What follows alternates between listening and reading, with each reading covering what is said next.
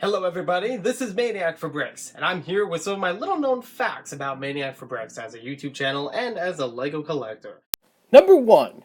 I may have had a LEGO-centric channel for 5 years, but I actually started a small channel in 2009 under the username VanPurple09. On there I shared video files to my friends, like gameplay of Luigi's Mansion, but eventually did toy videos and movie reviews as Joe the Maniac. Number 2. Just because I started a channel in 2009 doesn't mean I started using the site then. In fact, I remember when YouTube was new in 2005, and my friend in 5th grade computer class showed me my first YouTube video ever. A LEGO stop motion of Grand Theft Auto, which you can watch today as a re-upload. Check the link in the description for this and many other more interesting content we'll talk about in this video. Number 3. For a while after this video, I watched lots of brick films, from Keshin 8 to Spastic Chihuahua. The first LEGO review I watched was the Brick Show's review of Jagged Jaws Reef, a set I was looking forward to getting at the time. The review convinced me to get it, and I'd watched them steadily for the next 2 years while discovering other people like Brickstar, Just Too Good, Brick Raider, and the Brick Queen. Number 4. I started my YouTube channel October 5th, 2011 under the name 13 Hammer Times 62. Why that name in particular? Well, I forgot the password of VanPurple09, so I made a new channel and picked it after the first shuffled song that played in my music library. Needless to say, it was MC Hammer's You Can't Touch This. Number 5.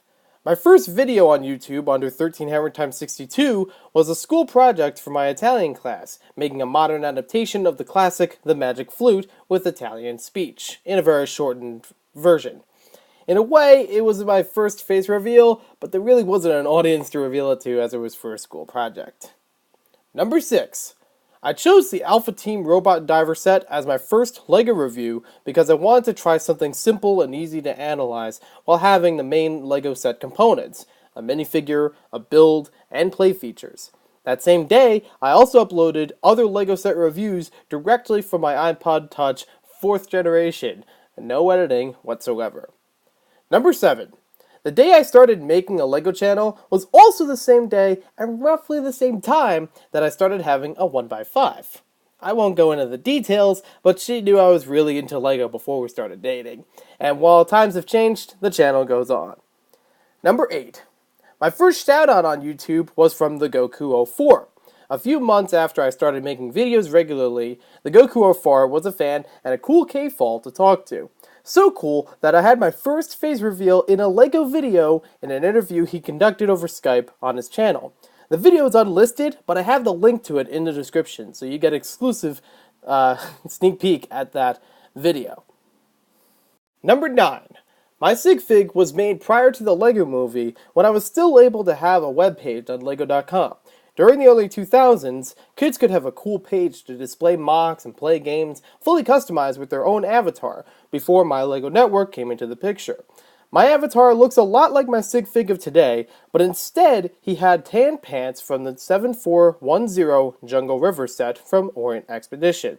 Sometime later on in YouTube, I changed it into dark gray pants. Number 10. I used to be such a big fan of the Brick Show. When Steven said he wanted to review every LEGO Star Wars set, I actually messaged him, showing interest in giving mine to him. Granted, I still had to rebuild them, and I didn't know much about the world of shipping and how collectible LEGO Star Wars was. Ha, naive me. Good thing I never went through with that, because I still have my original collection. Number 11. It was actually some time before I started shipping LEGO in the mail. Some of my earliest packages were full series of the Simpsons Series 1 CMFs to BrickFam and Brick Designs, along with 5 sig fig trades to YouTubers. Number 12. 2 of my first sig fig trades was to Brickstar and Mardi Gras Man 2-3 around 2014. At that time, I only had 1 copy of my sig fig, using the only torso I had from 3403 Fans Grandstand from soccer.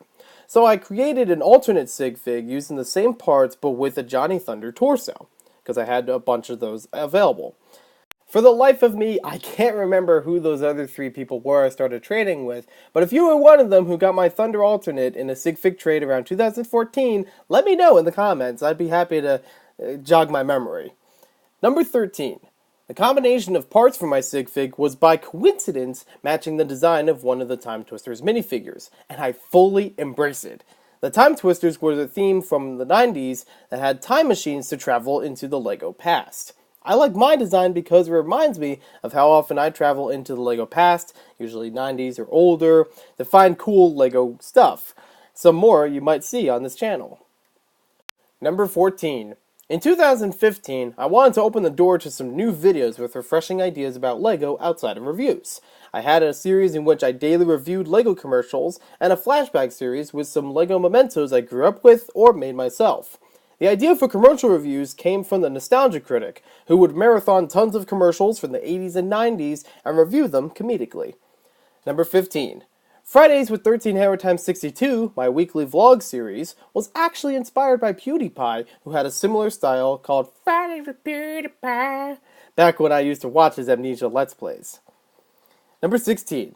In Friday's vlogs, I would have a minifigure pick of the week, a certain minifigure I liked from actual LEGO sets, to air in each video in that week, including reviews. Eventually, I moved this to the Sig Fig pick of the week, which would only air in the few Fridays vlogs, and only in those vlogs, outside of the reviews and things.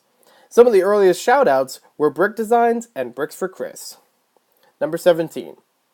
The Brick Theorist was originally called Topical Tuesdays, in which I would discuss a LEGO-related topic, well, every Tuesday, within the community.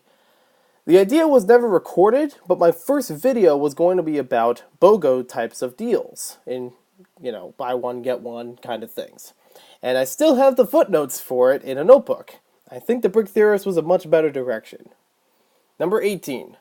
When I was young and my brother still played with LEGO, we built MOCs all the time. At one time, I wrote an unsent letter to LEGO asking if they would make a Star Wars version of LEGO Creator, LEGO Rocket Power, and LEGO SpongeBob SquarePants. I guess one of those things came true. Number 19.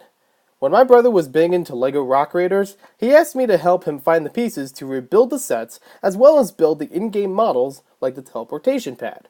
At the time, I just wanted to build MOCs, but it's funny how nowadays I would love to have LEGO versions of all those in-game models. I know Beyond the Brick found someone who made many of them, which is shown in the link in the description below. I always love rewatching that video. Number 20. One of my earliest LEGO relics was the gold suitcase, which came from a combo pack 787677, which is included with the Adventurer set Mummy's Tomb, and it came out around the time of my 5th birthday. Number 21. The first Bionicle figures I got with my brother were Tahu and Kopaka, respectively, in 2001.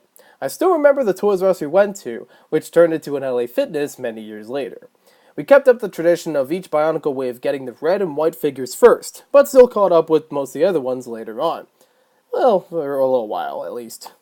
Even I revived that tradition by buying Tahu and Kopaka in 2015 when Bionicle was rebooted. Number 22. Up to 2002, my brother and I had different LEGO bins in each of our rooms, which were, at the time, separate. His room also had the NES and a couple of the game consoles, so I'd usually bring the Tupperwares of LEGO into his room, and also play video games there. Number 23.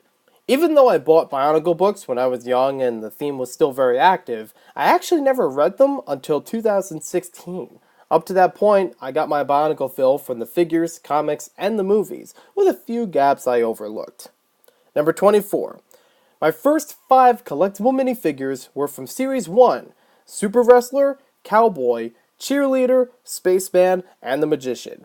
I was really hoping for the zombie, but I got the wrestler instead, and that's not too bad. Number 25. For a while, CMFs were only available in my area at my local Five Below, and my allowance wasn't disposable enough to buy the whole series, even after filling so many packs. I stopped buying CMFs after Series 4 as a sort of hiatus, because I was frustrated getting 3 werewolves and 3 crazy scientists when I wanted one of each and a hazmat guy. To this day, I don't have the hazmat guy, but in Series 7, I got back on track collecting them. Number 26. My first haul video on YouTube was Series 7 collectible minifigures and an Atlantis polybag, all from Five Below. Number 27. I've had dreams over time in which I would go to old stores and find discount and obsolete LEGO. Some of these stores included the now-defunct Drug Fair and Cost Cutters, which each had short supplies of cheaper LEGO sets, including 4818 Dragon Rider, 4819 Bull's Attack Wagon, and 7081 Harry Hardtack and the Monkey. Number 28. The name Maniac4bricks originated as Maniac for Legos on my channel, and came from my dad, as he remembered the Lego Maniac from my 90s and 2000s club magazines, as well as the store display of the same mascot. Number 29.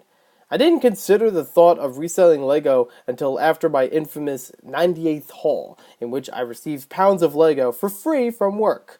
When sorting out the haul on a live stream, Big B Bricks encouraged me to open a store and was my first customer buying my pink Paradisa elements. Number 30. For the last little known fact, I'm gonna save 2 juicy stories for another day, but here's a taste of what will come up. One story of my first store, and so far only one, to ban me from shopping, and another of a Lego donation I started as part of my Eagle Scout project. Guys, thank you so much for watching this video all the way to the end, and thank you for all your support in the past 5 years on Maniac4bricks. I've been having a lot of fun interacting with so many of you through social media, through the mail, and even at LEGO conventions, and I know it's only going to get better as time goes on. I've already seen a lot of improvements from a lot of you out there, as well as myself, and you've been inspiring me as much as I've been helping you guys out.